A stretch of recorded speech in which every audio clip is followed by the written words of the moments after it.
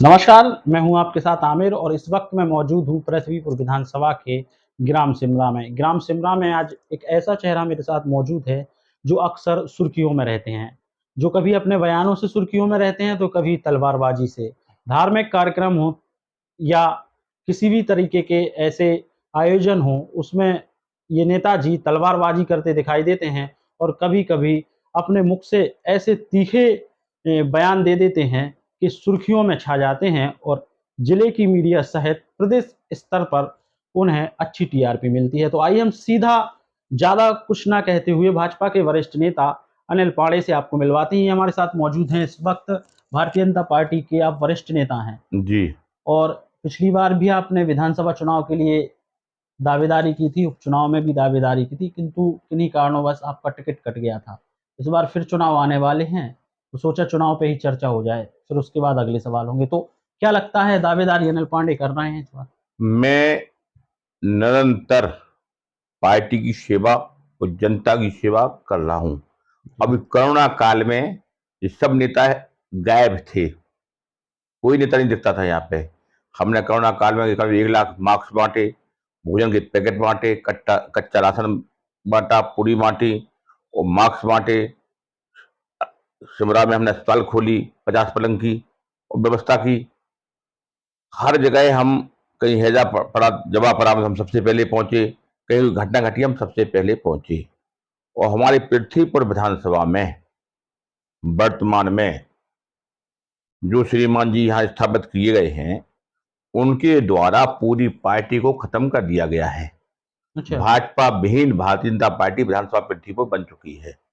अच्छा, ऐसी स्थिति में यहाँ पर हमने कैसे पार्टी तैयार की, कैसे कार्यकर्ता तैयार किए, साइकिलों से जाते थे, पैदल जाते थे, भूखे पेट रहते थे, तब पार्टी का संगठन खड़ा किया।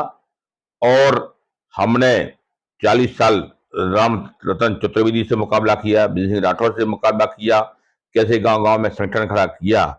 तो आज जो श्रीमान जी हैं, पृथ्वीपुर विधानसभा के जो मूल भाजपा के कार्यकर्ता हैं, नेता हैं, कार्यकर्ता हैं, 25-30 साल, 40 साल से काम कर रहे हैं, उन पर सबको खत्म करने की स्थिति बनाए हुए हैं। जैसे हम ही हैं, हमारे पहले हमारी पत्नी सरपंच थी, अभी बहू सरपंच है। माननीय मुख्यमंत्री जी मेरे घर पर आए, बोले काम करो मेरी। हमने तन से पार्टी का काम किया, उनको विधायक बनाया। लेकिन अब यहाँ पंचायत चुनाव आए तो मेरी बहू को हराने के लिए श्रीमान जी 9 बार आए, पूरी ताकत लगाई कि सरपंच ही हार जाए। मतलब आपकी बहू लड़ रही थी लड़ रही थी और सरपंच का। उनका कोई व्यक्ति भी चुनाव में था? नहीं, उनको वो तो ये था कि चुनाव सरपंच जी हार जाए तो ये विधानसभा से अलग हो जाए, इनका चेहरा खराब हो जाए, इनकी छवि खराब हो जाए। राम जी की कृपा से, जनता के सहयोग से, जनता के आशीर्वाद से हमारी बहू विधायक बनी, सरपंच बनी और विधायक जी यहाँ से चुनाव हारे हैं। अच्छा, चुनाव हारे वो यहाँ? विधायक जी खुद लड़ रहे थे चुनाव यहाँ पे। क्यों हारे, क्या कारण रहे? जनता के बीच में हम 24 घंटे रहते हैं, जनता की हम सेवा करते हैं, जनता की मदद हम करते हैं, अच्छे बुरे में सहयोग करते हैं, 24 घंटे जनता के टच में रहते हैं।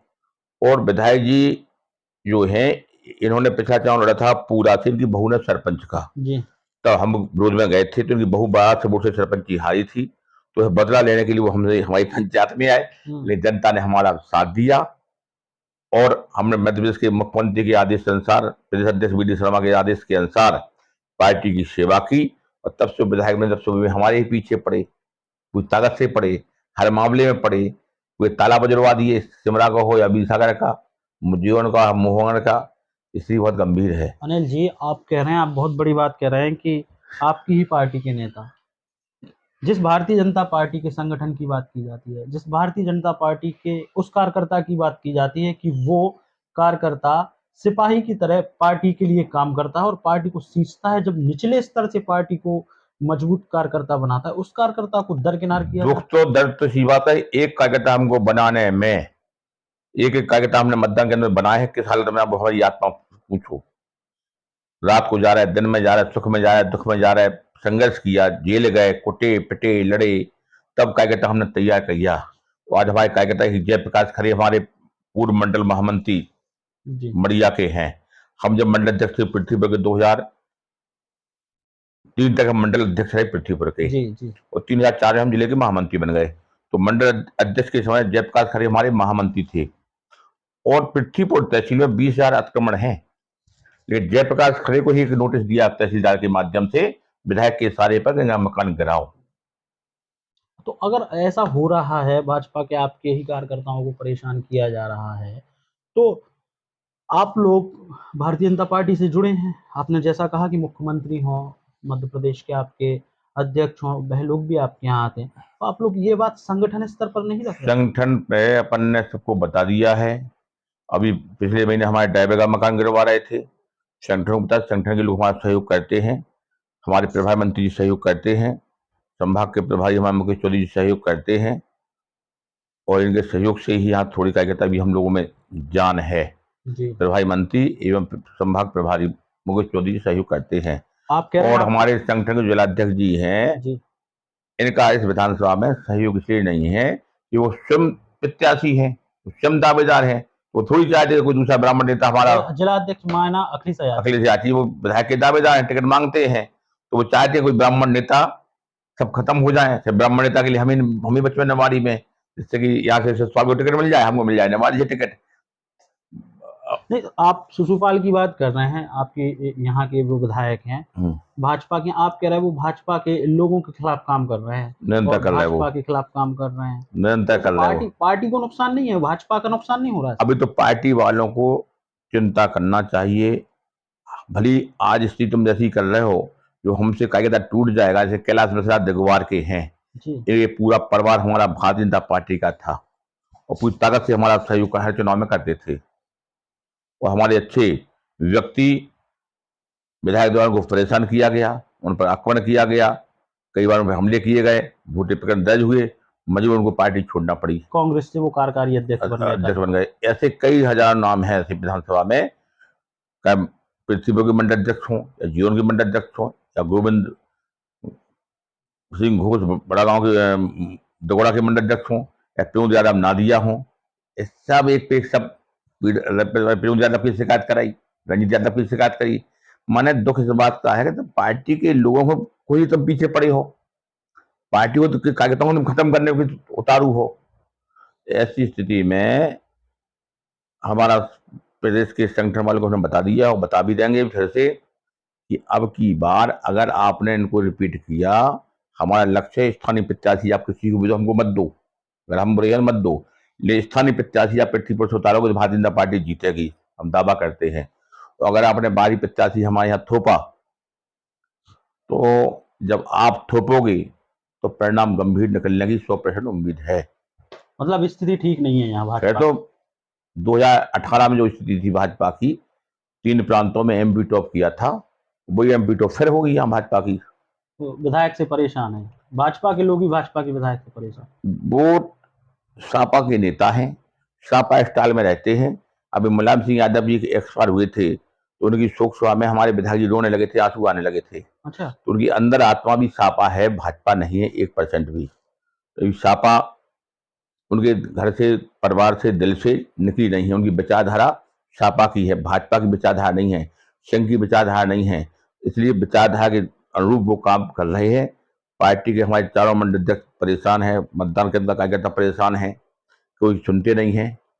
जितने रेत हो, जेसीबी हो, ट्रैक्टर हो, आंगनबाड़ी हो, समूह का काम हो, स्कूलों में भी काम आया मरम्मत का, यानी इनने अपने सारे पे काम दिलाया मरम्मत की। जब विधायक डीओ जिला शिक्षा फोन करेंगे, यहाँ मरम्मत का काम ये करेंगे, यहाँ जी करेंगे, यहाँ जी करेंगे, तो फॉर्मेलिटी के काम हुए, सब गोल मटोल हुआ, पूरा पैसा का भ्रष्टाचार हो गया। परसेंटेज का भी खूब चर्चा का विषय बनता है कि परसेंटेज भी ली जाती है यहाँ ग्राम पंचायतों में, निर्माण कार्यों में, ऐसा कुछ है क्या?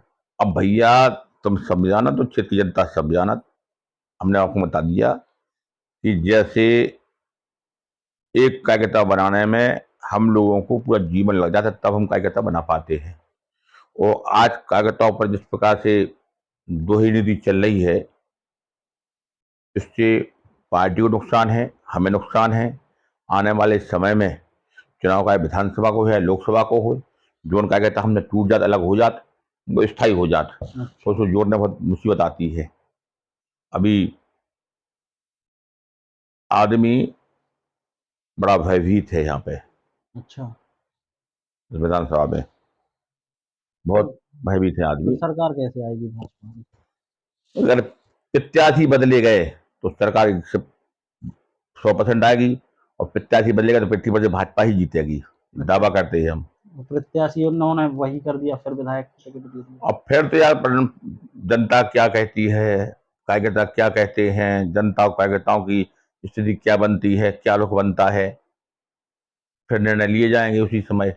आपका एक वीडियो हमने देखा था, खूब चर्चा में रहा था, तलवारबाजी वाला। ये शौक कब से है आपको तलवारबाजी का? हम हिंदुस्तानी हैं, और हिंदुस्तान में अंग्रेजों ने शासन किया था, तब से यहाँ पर हमारे वेद शास्त्रों में अस्त्र शस्त्र का ज्ञान सिखाया जाता है। तो हम एक ब्राह्मण होने के नाते मुझे अस्त्र का भी ज्ञान और शास्त्र का भी ज्ञान है, अच्छा। होना भी चाहिए। हम ये कहते हैं हर भारतवासी को अस्त्र शस्त्र का ज्ञान होना चाहिए। अगर व्यक्ति बात धर्म के प्रति जागरूक नहीं है, शस्त्र के प्रति जागरूक नहीं है, उसका जीवन ही अधूरा है। तो पशुओं में और मनुष्य में अंतर क्या है? अगर अस्त्र शस्त्र का ज्ञान नहीं है तो मनुष्य में उसमें कोई अंतर नहीं है। हिंदू राष्ट्र पे क्या कहना चाहेंगे बागेश्वर धाम के पीठाधीश्वर धीरेन्द्र जो शास्त्री जी? आया सो जाएगा, राजा रंग को फकीर। कर्मों गुणों से ही व्यक्ति महान बनता है। कर्मों गुणों से। दो ही जातियां पूरे पृथ्वी पर हैं, आप भली मुसलमान हैं, हम हिंदू हैं। मैं पत्रकार हूँ। पत्रकार हैं आप। दो ही जातियां हैं, देवतन की और राक्षसों की। आप महाभारत उठाओ, रामायण उठाओ, गीता उठाओ, वेद उठाओ, दो ही जातियां हैं, किसकी? देवता और राक्षस। देवताओं का युद्ध राक्षसों से हुआ, राक्षसों का युद्ध देवताओं से हुआ। कहीं नहीं लिखा कि ब्राह्मण का ठाकुर का युद्ध हुआ, ठाकुर का हरबा का युद्ध हुआ, ठाकुर का कुशवा का युद्ध हुआ। देवता और ठाकुरों का ही युद्ध हुआ है। और हम तो हर भारतवासी से कहते हैं कि देवता बनिए। कोई भी व्यक्ति देवता बन सकता है और राक्षस बन सकता है। जैसे हम ही हैं, हम सुबह 3 घंटे पूजा पाठ करते हैं, मंदिर जाते हैं, साधना करते हैं, माथे पर तिलक है, कंठी है, जनेऊ है, माता पिता की सेवा है, भगवान की सेवा है, घर में ठाकुर जी की सेवा है, तो घर में तुलसी की पूजा है, तो देवता बन सकते हो। सुबह से शाम तक दारू पिए, माता पिता को जूता मारे, लठ मारे, अत्याचार अन्याय किए, कुकर्म करें, पाप करें, तो राक्षस बन गए। मतलब कोई भी व्यक्ति देवता बन सकता है और राक्षस बन सकता है। हिंदू राष्ट्र बनने के पहले भारतवासियों को देवता बनना चाहिए, राक्षस विद्या से दूर हटना चाहिए।